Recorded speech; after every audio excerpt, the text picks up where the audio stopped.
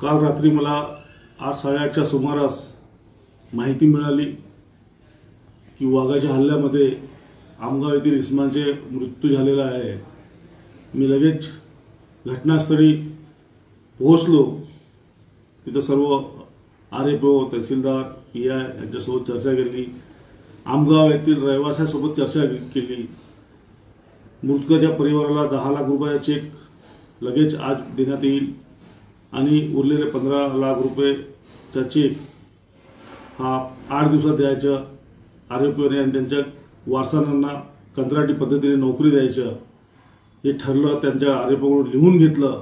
त्यानंतर बॉडी पोस्टमॉर्टमला पाठवलं आणि आज पुन्हा डीसीएफ सर्व वन विभागाचे अधिकारी रेवणीचे अधिकारी हे सर्व मिळून ही घटना वारंवार नाही व्हायला पाहिजे याकरिता बैठक घेण्याकरिता आम्ही तिथे ठरवलेलं आहे।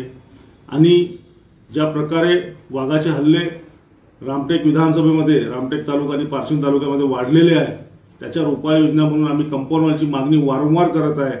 जिल्हाधिकाऱ्यांकडे केलेले आहे, याच्या अगोदर मुख्यमंत्र्यांकडे केलेलं आहे। वन मंत्री सुद्धा इथे येऊन गेलेले आहे, मीटिंग झाली पण त्यानंतरही काही केलेलं नाही आहे।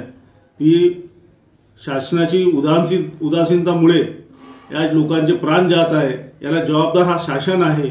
म्हणून माझी शासनाला मागणी राहील की लवकरात लवकर त्या वन विभागाला निधी देऊन फॉरेस्टला कंपाऊंड करण्यात यावे ही विनंती माझी राहणार आहे आणि मागणी पण राहणार आहे। आणि याकरता आम्ही हे सर्व झाल्यानंतर पुन्हा जिल्हाधिकाऱ्यांकडे बैठक लावून लवकरात लवकर निधी वितरण करण्याकरता त्यांना दबाव टाकण्यात येणार आहे।